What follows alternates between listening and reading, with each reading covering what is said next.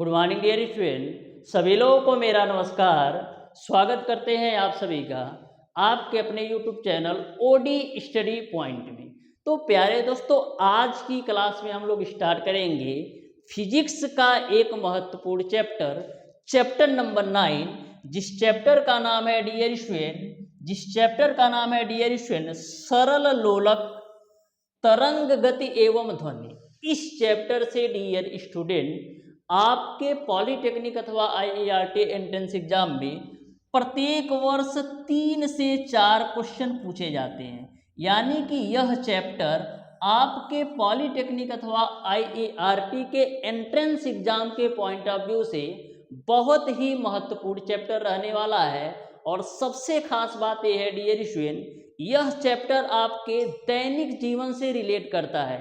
यानी कि यदि आप अच्छी तरीके से समझिएगा ना, तो आपको दैनिक जीवन की कुछ चीज़ें याद आएंगी जब आप इस चैप्टर को अच्छी तरीके से समझिएगा।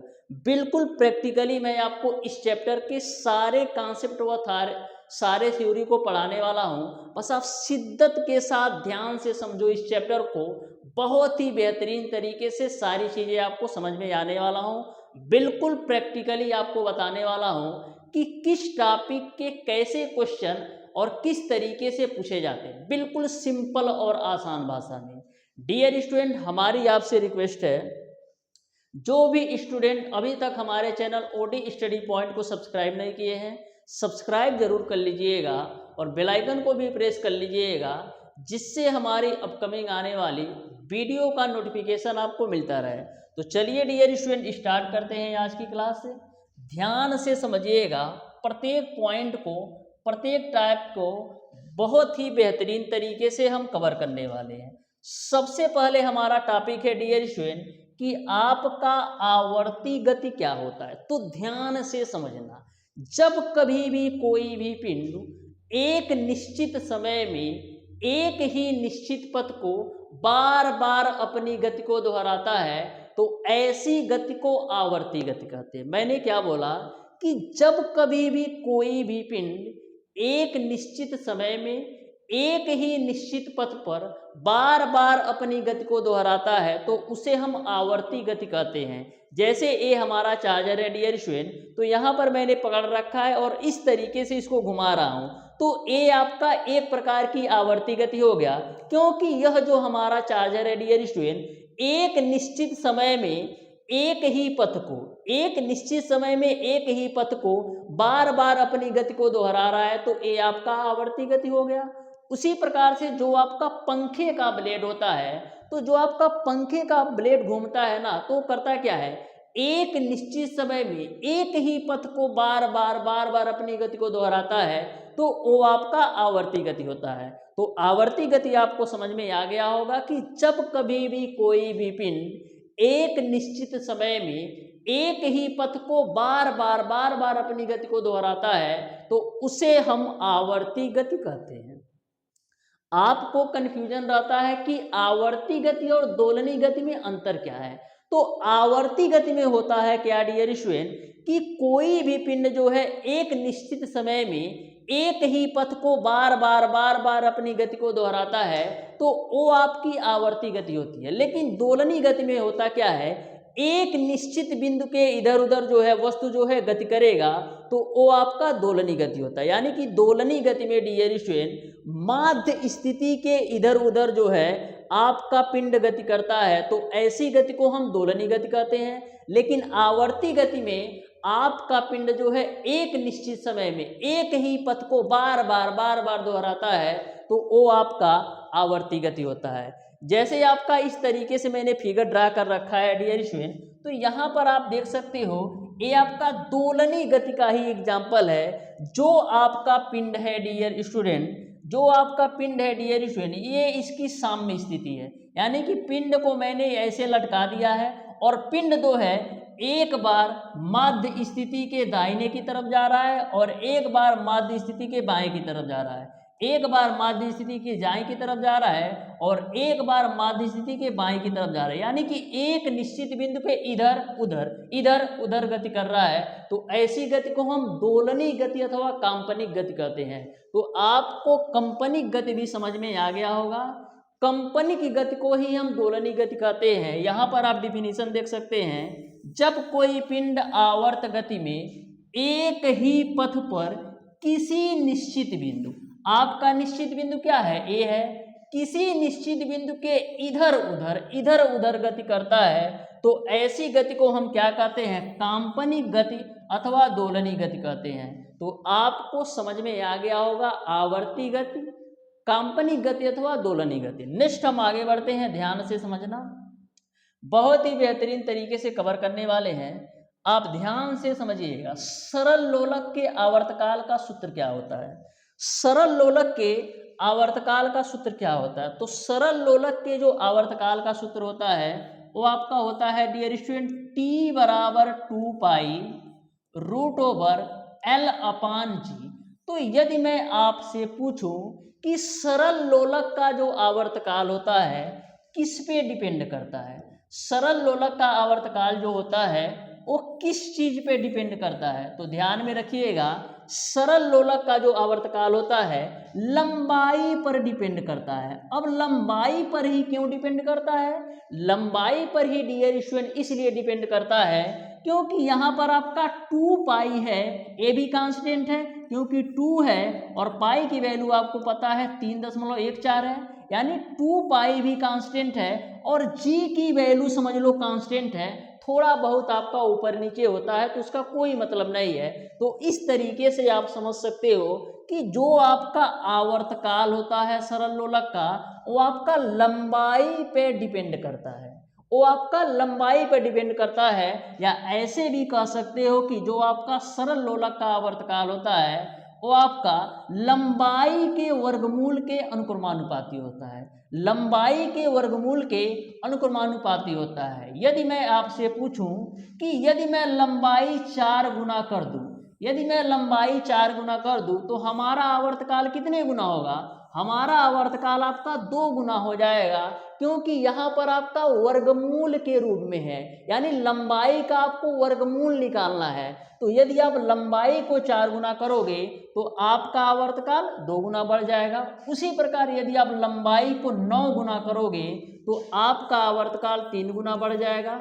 उसी प्रकार से यदि आप लंबाई को 16 गुना करोगे तो आपका जो आवर्तकाल है 4 गुना बढ़ जाएगा। उसी प्रकार से यदि आप लंबाई को 25 गुना करोगे तो आपका जो आवर्तकाल है वो आपका 5 गुना बढ़ जाएगा। तो डायरेक्ट न्यूमेरिकल पूछा जाता है, इस बात को आप ध्यान में रखना। अब डियर स्टूडेंट प्रैक्टिकली मैं बताता हूँ, ध्यान से देखना। जैसे ए मान लो हमारा झूला है, ए मान लो हमारा झूला है, अभी लंबाई इसका कम है, अभी जो इसके डोरी की लंबाई है वो आपका कम है, तो आप देख रहे हैं कि फटाफट इधर से उधर जा रहा है। लेकिन जैसे मैं लंबाई बढ़ा दिया तो देखो टाइम ज़्यादा ले रहा है, यानी कि इधर से उधर जाने में टाइम ज़्यादा ले रहा है। यानी कि जैसे जैसे आप लंबाई बढ़ाओगे तो समय का भी मान बढ़ता जाएगा, जैसे जैसे आप लंबाई बढ़ाओगे समय का मान बढ़ता जाएगा, जैसे आप लंबाई कम करोगे तो फटाफट इधर उधर जाएगा। यानी कि लंबाई घटाओगे तो समय का मान घटेगा और लंबाई बढ़ाओगे तो समय का मान बढ़ेगा। जैसे आप झूला पर बैठते हैं तो झूला की यदि डोरी जो है, यदि जो रस्सी यूज किया है झूला में, यदि झूले की रस्सी जो है लंबी होती है तो इधर और उधर जाने में ज़्यादा समय लेता है। लेकिन यदि हम झूले की रस्सी को कम कर दें, यानी कि झूले की रस्सी की लंबाई को छोटा कर दें तो फटाफट इधर उधर जाएगा। तो इस तरीके से आपको समझ में आ गया होगा कि जो हमारी लंबाई होती है आवर्तकाल के अनुक्रमानुपाती होती है। यानी कि यदि हम डोरी की लंबाई या झूले की रस्सी की लंबाई को बढ़ा देंगे तो हमारा समय ज़्यादा लगेगा आने जाने में, यदि रस्सी की लंबाई को हम कम कर देंगे तो हमारा जो है समय कम लगेगा। जैसे यहाँ से देख सकते हैं अभी डोरी की लंबाई आपका केवल इतना है तो फटाफट इधर उधर जा रहा है। जैसे मैंने डोरी की लंबाई बढ़ाया तो देख सकते हैं कि यहाँ पर आपका ज़्यादा समय ले रहा है इधर से उधर जाने में। तो इस तरीके से आपको समझ में आ गया होगा। अब मैं यदि बात करूँ कि क्या आपका आवर्तकाल द्रव्यमान पर निर्भर करता है कि नहीं, तो जो आपका सरल लोलक का आवर्तकाल होता है डियर स्टूडेंट द्रव्यमान पर बिल्कुल निर्भर नहीं करता है।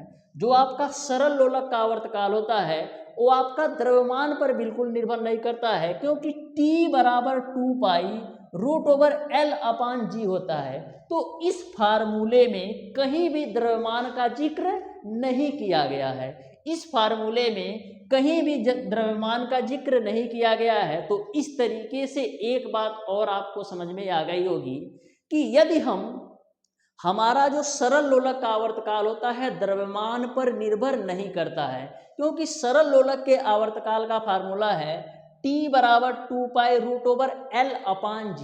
तो इस फार्मूले में द्रव्यमान का कहीं भी जिक्र नहीं किया है, यानी कि आपके सरल लोलक का आवर्तकाल द्रव्यमान पर निर्भर नहीं करता है। तो झूला पे चाहे आप एक लड़का बैठा दो, या एक लड़का के जगह 4 लड़का बैठा दो, या 4 लड़का के जगह 10 लड़का बैठा दो, उसका आवर्तकाल पर कोई प्रभाव नहीं पड़ेगा, क्योंकि सरल लोलक का जो आवर्तकाल होता है द्रव्यमान से कोई फर्क नहीं पड़ता है, द्रव्यमान पर कोई निर्भरता नहीं होती है। तो सरल लोलक का आवर्तकाल आपको अच्छी तरीके से समझ में आ गया होगा।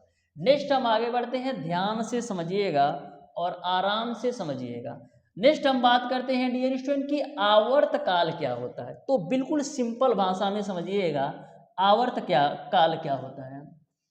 तो एक दोलन पूरा करने में जो समय लगा होता है ना, वो आवर्तकाल होता है। तो एक दोलन होता क्या है, तो इस पॉइंट से स्टार्ट किया, देखो ध्यान से, इस पॉइंट से स्टार्ट किया चलना, एक बार इधर और फिर एक बार इधर, यानी यहां से लेके इसको ए पॉइंट मान लो और इसको यदि आप बी पॉइंट मान लो, तो ए से बी तक की जो दूरी है वो आपका एक दोलन के बराबर है। यानी एक बार नीचे की तरफ जाएगा और एक बार ऊपर की तरफ जाएगा, एक बार ऊपर की तरफ जाएगा, एक बार नीचे की तरफ जाएगा। तो ए आपका एक दोलन के बराबर होगा। तो एक दोलन पूरा करने में जितना समय लगता है, एक दोलन पूरा करने में जितना समय लगता है, यही आपका क्या होता है, आवर्तकाल होता है। तो ध्यान में रखिएगा, एक दोलन पूरा करने में लगे समय को आवर्तकाल कहते हैं। एक दोलन आपका एक बार नीचे की तरफ जाएगा और एक बार ऊपर की तरफ जाएगा, ये आपका एक दोलन हो गया। वहीं पर हम आवृत्ति की बात करें तो एक सेकंड में पूरा किए गए दोलनों की संख्या को हम आवृत्ति कहते हैं। तो यहां से यहां तक आपका एक दोलन है, तो दूसरा दोलन आपका कहां से कहां तक होगा, दूसरा दोलन आपका यहां से यहां तक आपका दूसरा दोलन होगा। तो एक सेकंड में जितने दोलन पूरा करेगा वो उसकी आवृत्ति हो जाएगी। यानी एक सेकंड में पूरा किए गए दोलनों की संख्या को हम आवृत्ति कहते हैं। तो एक सेकंड में यदि 50 दोलन करता है तो उसकी आवृत्ति हो जाएगी 50। यानी कि एक सेकंड में जितने दोलन पूरा कर लेगा वही उसकी आवृत्ति होगी। यदि एक सेकंड में 25 दोलन पूरा करता है तो उसकी आवृत्ति 25 हो जाएगी। एक सेकंड में 100 दोलन पूरा करता है तो उसकी आवृत्ति 100 हो जाएगी। यानी एक सेकंड में जितने दोलन वो पूरा कर लेगा वही उसकी आवृत्ति होगी। नेक्स्ट हम बात करते हैं विस्थापन क्या होता है। विस्थापन क्या होता है, तो एक दोलन पूरा करने में जो तय की गई दूरी होती है ना, वही विस्थापन होता है। तो एक दोलन पूरा करने में कितनी दूरी तय कर रहा है, एक दोलन पूरा करने में डियर स्टूडेंट ए पॉइंट से लेकर के बी पॉइंट तक की दूरी तय कर रहा है। तो एक दोलन पूरा करने में जो तय की गई दूरी होती है वही आपका विस्थापन होता है। तो ध्यान में रखिएगा, ए से लेकर के बी की जो दूरी है वो आपका विस्थापन के बराबर है, डिस्प्लेसमेंट के बराबर है। यानी एक दोलन पूरा करने में जो तय की गई दूरी होती है वो आपका विस्थापन होता है। यहाँ पर डिफिनीशन भी है कि दोलन करते समय वस्तु की किसी क्षण साम्य स्थिति से दूरी को हम क्या कहते हैं, विस्थापन कहते हैं। नेक्स्ट हम बात करते हैं आयाम क्या होता है। तो बिल्कुल सिंपल सा आयाम है डियर स्टूडेंट। देखो इस पॉइंट से यहाँ तक ए वाला जो पोजीशन है ना, ये आपका आयाम होता है।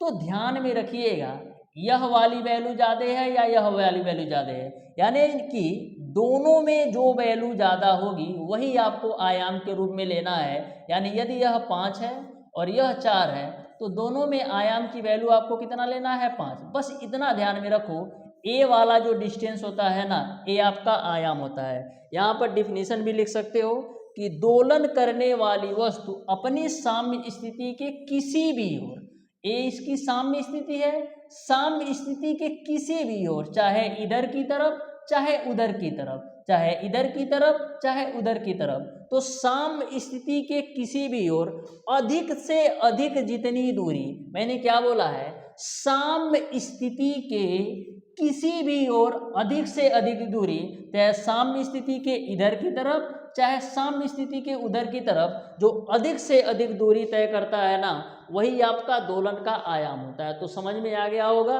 कि आयाम क्या होता है, साम्य स्थिति के किसी भी तरफ, साम्य स्थिति के किसी भी तरफ, चाहे साम्य स्थिति के इस तरफ चाहे साम्य स्थिति के उस तरफ, जिधर भी आपका अधिक से अधिक दूरी होगा ना, वही आपका आयाम होगा। तो आयाम आपको समझ में आ गया होगा। नेक्स्ट हम बात करते हैं डियर स्टूडेंट की सेकेंड लोलक क्या होता है।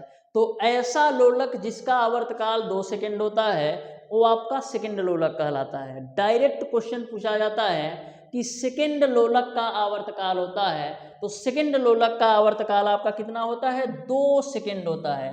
तो ध्यान में रखिएगा, ऐसा लोलक जिसका आवर्तकाल 2 सेकेंड होता है वो आपका सेकेंड लोलक होता है। लंबाई की बात करें तो सेकेंड लोलक की जो लंबाई होती है वो आपका 1 मीटर होता है। जो सेकेंड लोलक की लंबाई होती है वो आपका 1 मीटर होता है। तो सेकेंड लोलक से 2 बातें ध्यान में रखनी है कि जो सेकेंड लोलक का आवर्तकाल होता है 2 सेकेंड होता है, और जो सेकेंड लोलक की लंबाई होती है 1 मीटर होता है। आ जाओ नेक्स्ट हम बात करते हैं डियर स्टूडेंट कि सरल आवर्त गति क्या होती है। तो जो आपका सरल आवर्त गति है डियर स्टूडेंट, ये आपका दोलनी अथवा कंपनिक गति का, दोलनी अथवा कंपनिक गति का एक सिंपल सा एग्जांपल है।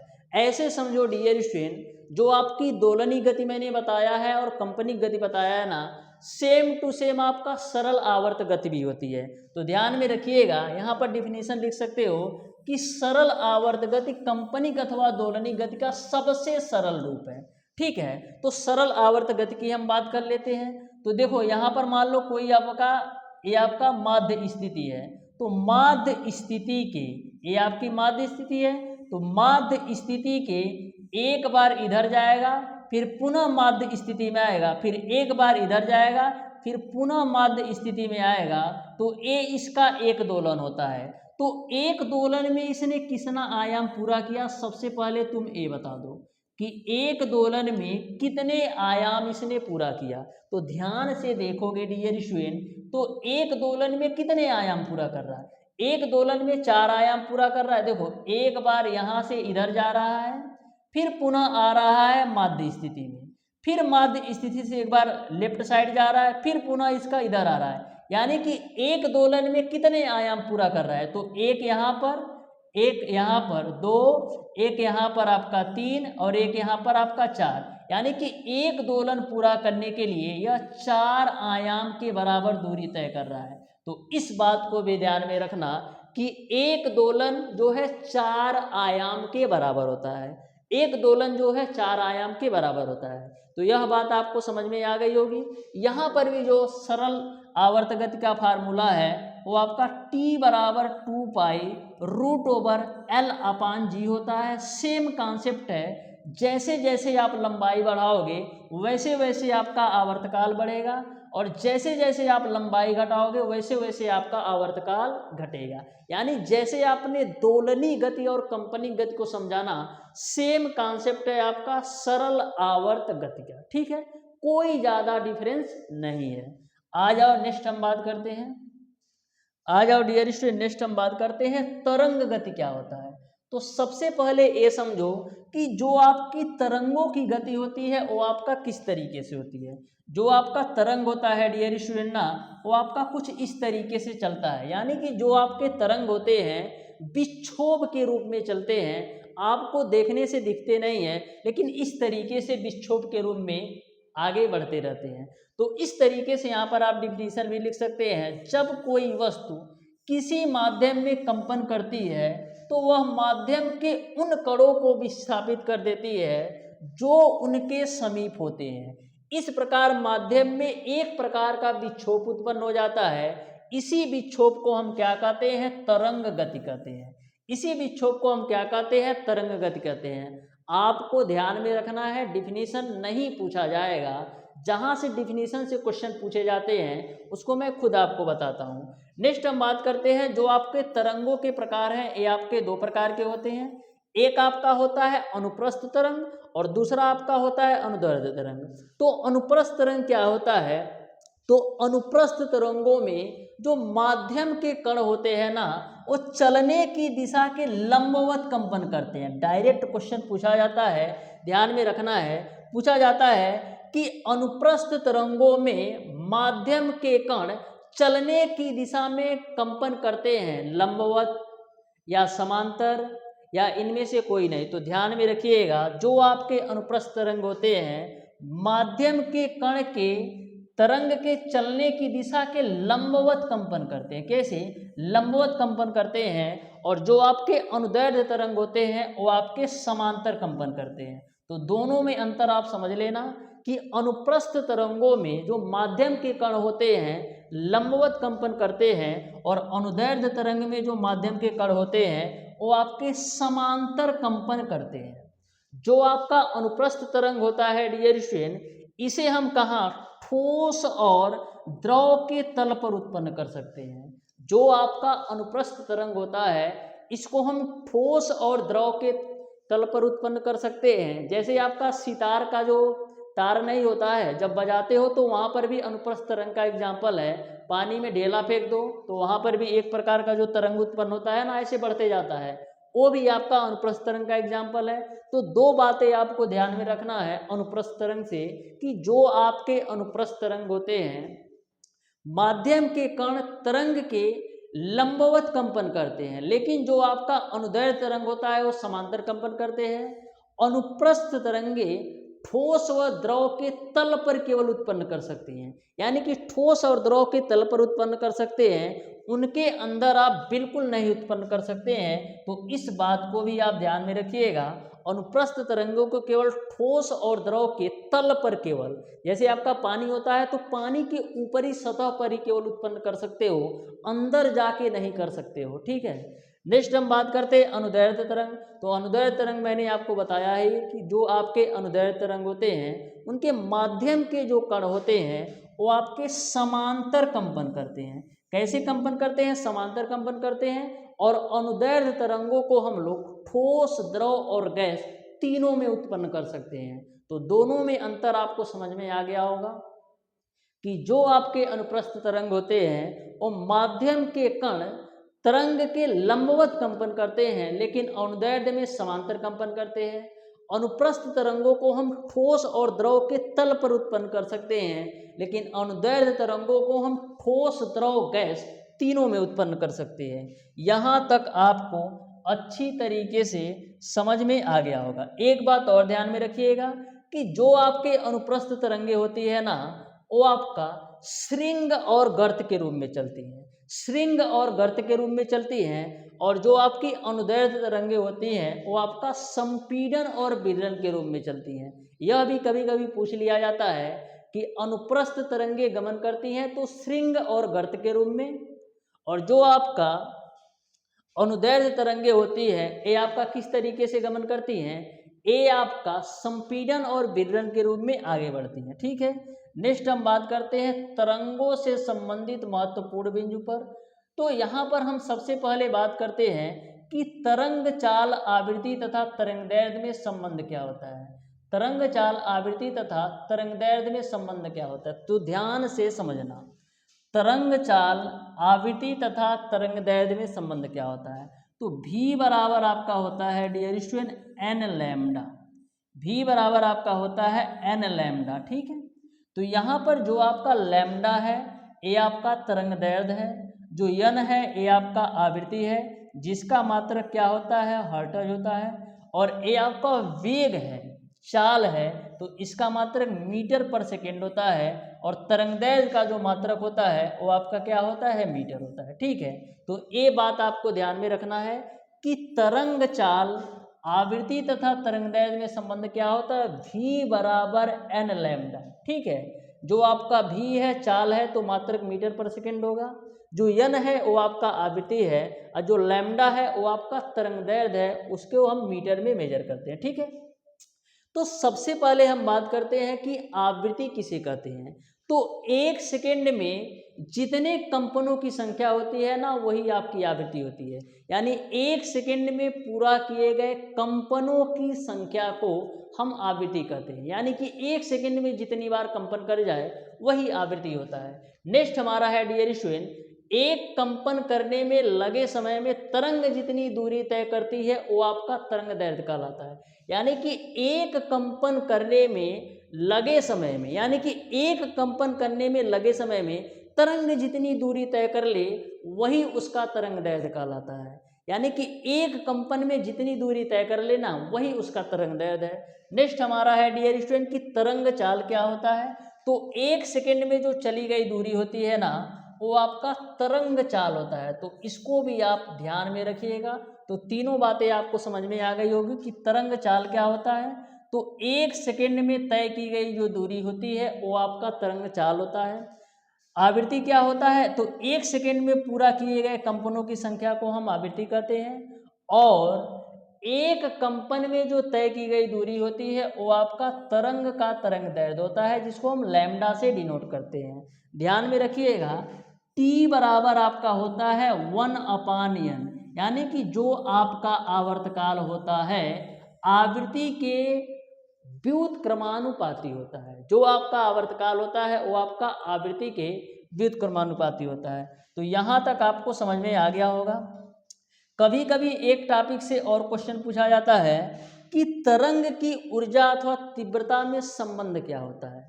तो जो आपकी तरंग की तीव्रता आई होती है ना डियर स्टूडेंट, ये आपका आयाम के वर्ग के अनुक्रमानुपाती होता है। तो डायरेक्ट आप ध्यान में रखिएगा कि जो आपके तरंग की ऊर्जा अथवा तीव्रता होती है वो आपका आयाम के वर्ग के अनुक्रमानुपाती होता है। इस बात को भी आप ध्यान में रखिएगा। नेक्स्ट हमारा है डियर स्टूडेंट की विद्युत चुंबकीय तरंगे क्या होती हैं। तो ध्यान से समझना विद्युत चुंबकीय तरंगे होती क्या है। तो देखो, यांत्रिक तरंगों को छोड़कर कुछ प्रकार की तरंगे ऐसी भी होती हैं जिनके संचरण के लिए माध्यम की आवश्यकता नहीं होती है। उन्हें हम क्या कहते हैं, उन्हें हम कहते हैं डियर स्टूडेंट विद्युत चुंबकीय तरंगे। यानी कि यांत्रिक तरंगों को छोड़कर कुछ तरंगे ऐसी भी आपको देखने को मिलेगा जिनके संचरण के लिए माध्यम की आवश्यकता होती ही नहीं है।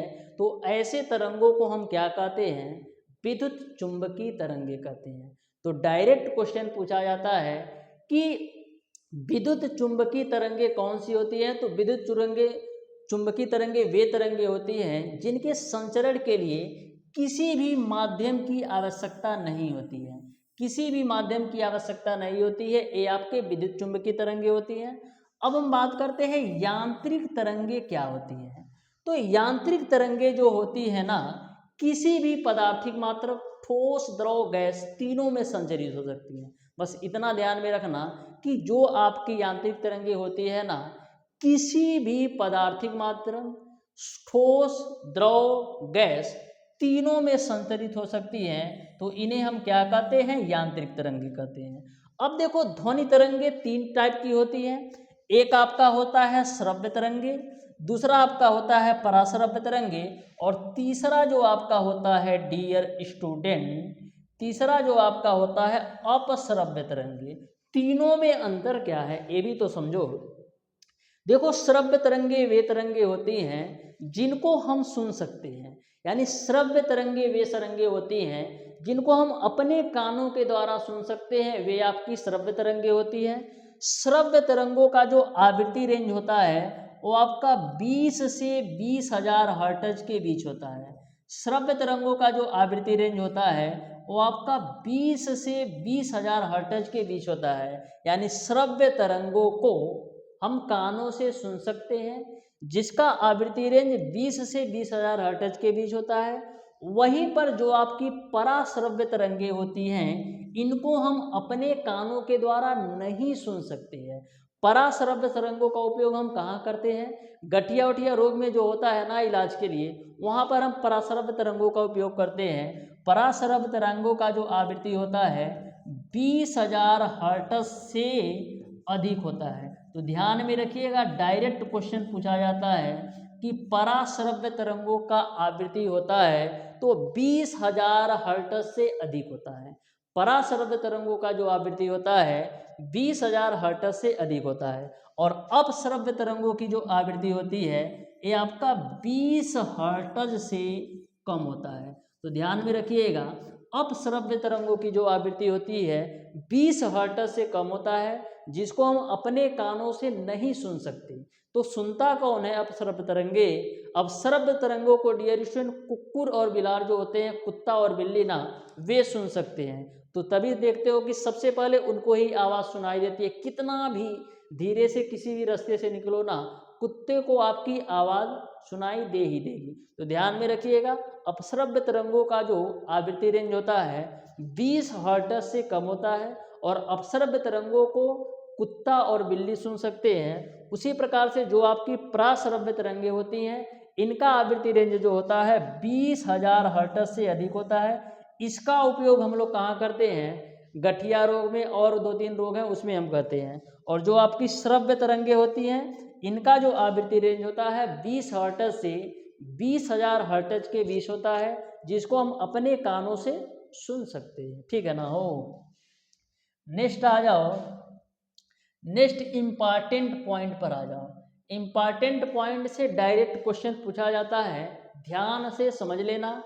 1 से 2 बार अपनी नोटबुक में नोट कर लोगे ना तो अच्छी तरीके से ये बात आपको समझ में आ जाएगी। ठीक है, आ जाएगी, आ जाएगी तो आ जाएगी। आ जाओ। तो देखो, जो पहला पॉइंट है, वायु में जलवाष्प बढ़ने पर आपके ध्वनि का वेग जो है बढ़ जाता है। तो क्वेश्चन आपका किस तरीके से पूछेगा?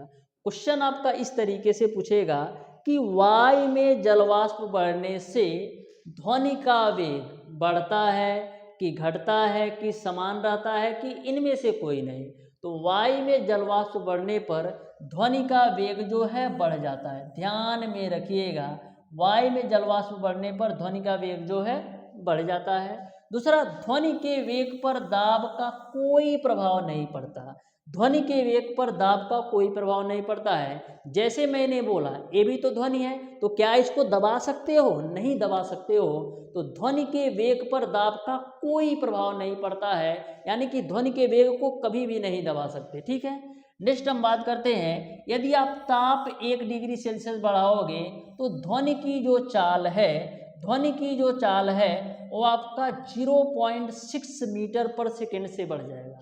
यानी यदि आप ताप 1 डिग्री सेल्सियस बढ़ाते हो तो ऐसे कंडीशन में जो आपका ध्वनि का वेग होगा 0.6 मीटर पर सेकेंड से बढ़ जाएगा। नेक्स्ट हमारा है डियर स्टूडेंट, जब ध्वनि एक माध्यम से दूसरे माध्यम में जाती है तो ध्वनि की चाल तथा तरंगदैर्घ्य बदलता है। जब आपकी ध्वनि जो है एक माध्यम से दूसरे माध्यम में जाती है तो ध्वनि की चाल तथा तरंगदैर्घ्य बदलता है, लेकिन आवृत्ति नहीं बदलता है। तो ध्यान में रखिएगा, जब ध्वनि आपका एक माध्यम से दूसरे माध्यम में जाती है तो ध्वनि की चाल और तरंगदैर्घ्य बदलता है, लेकिन जो आपकी आवृत्ति होती है नहीं बदलता है। तो डायरेक्ट क्वेश्चन पूछा जाता है कि जब ध्वनि जो है एक माध्यम से दूसरे माध्यम में जाती है तो क्या परिवर्तित नहीं होता है? तो यहाँ पर आपका आवृत्ति परिवर्तित नहीं होता है, बिल्कुल आप ध्यान में रखना। चाल और तरंगदैर्घ्य बदलता है लेकिन आवृत्ति नहीं बदलता है। नेक्स्ट हम बात करते हैं, ध्वनि की चाल सबसे अधिक ठोस में होती है, उससे कम द्रव में होती है और सबसे कम गैस में होती है। तो ध्यान में रखिएगा, ध्वनि की चाल जो है सबसे अधिक आपका ठोस में होता है, उससे कम आपका द्रव में यानी कि लिक्विड में होता है, और सबसे कम जो आपका होता है वो आपका गैस में होता है। तो डायरेक्ट क्वेश्चन पूछा जाता है कि ध्वनि की चाल अधिकतम होती है, तो ध्वनि की चाल आपका अधिकतम होती है ठोस में, और उससे कम होती है द्रव में, और सबसे कम होती है गैस में। डियर स्टूडेंट, जो ध्वनि की चाल होती है 332 मीटर पर सेकेंड होता है, और जल में जो ध्वनि की चाल होती है 1460 मीटर पर सेकेंड होता है, और लोहे में जो ध्वनि की चाल होती है 5100 मीटर पर सेकेंड होता है। यहाँ पर भी आप देख सकते हो ठोस में ध्वनि की चाल सबसे अधिक है, क्योंकि लोहा तो ठोस ही है ना, तो ठोस में जो है ध्वनि की चाल सबसे अधिक है और उससे कम आपका द्रव में है, उससे कम आपका द्रव में है क्योंकि जल तो द्रव ही है, और सबसे कम आपका किस में है, ध्वनि में है। यानी कि इस तरीके से आपको तीनों पॉइंट समझ में आ गया होगा। तो इम्पॉर्टेंट पॉइंट को अच्छी तरीके से दिमाग में जरूर रख लेना, क्योंकि डायरेक्ट क्वेश्चन पूछा जाता है। यदि पढ़े रहोगे तो तुरंत क्या करोगे, ऑप्शन नंबर बी टिक करके नेक्स्ट क्वेश्चन पर बन जाओगे। यानी 1 सेकंड के अंदर, क्वेश्चन पढ़े नहीं टिक कर दिए, 1 सेकंड के अंदर 4 नंबर आपके झोली में। तो यहाँ तक आपको सारी बातें समझ में आ गई होगी। इस तरीके से डियर स्टूडेंट, आज की क्लास में मैंने आप लोगों को तरंग गति, सरल लोलक तरंग गति एवं ध्वनि चैप्टर को बहुत ही बेहतरीन तरीके से समझाने और बताने का प्रयास किया है। फिर भी यदि आपको ऐसा लगता है कि किसी भी टॉपिक में, किसी भी थ्योरी पार्ट में किसी भी प्रकार का डाउट और कन्फ्यूजन हो, तो आप हमें कमेंट बॉक्स में कमेंट करके ज़रूर बताना डियर स्टूडेंट, मैं आपके रिप्लाई ज़रूर दूंगा। तो प्यारे दोस्तों, आज की क्लास आपकी कैसी लगी, अपनी राय कमेंट बॉक्स में ज़रूर दीजिएगा। मिलते हैं डियर स्टूडेंट हम लोग नेक्स्ट क्लास में। नेक्स्ट क्लास में डियर स्टूडेंट इस चैप्टर पर आधारित जितने भी क्वेश्चन पूछे जा सकते हैं या पूछे गए हैं, टोटल क्वेश्चन का सॉल्यूशन बहुत ही बेहतरीन तरीके से कवर करेंगे। तो आज की क्लास आपको कैसी लगी, मिलते हैं डियर स्टूडेंट नेक्स्ट क्लास में, तब तक के लिए धन्यवाद।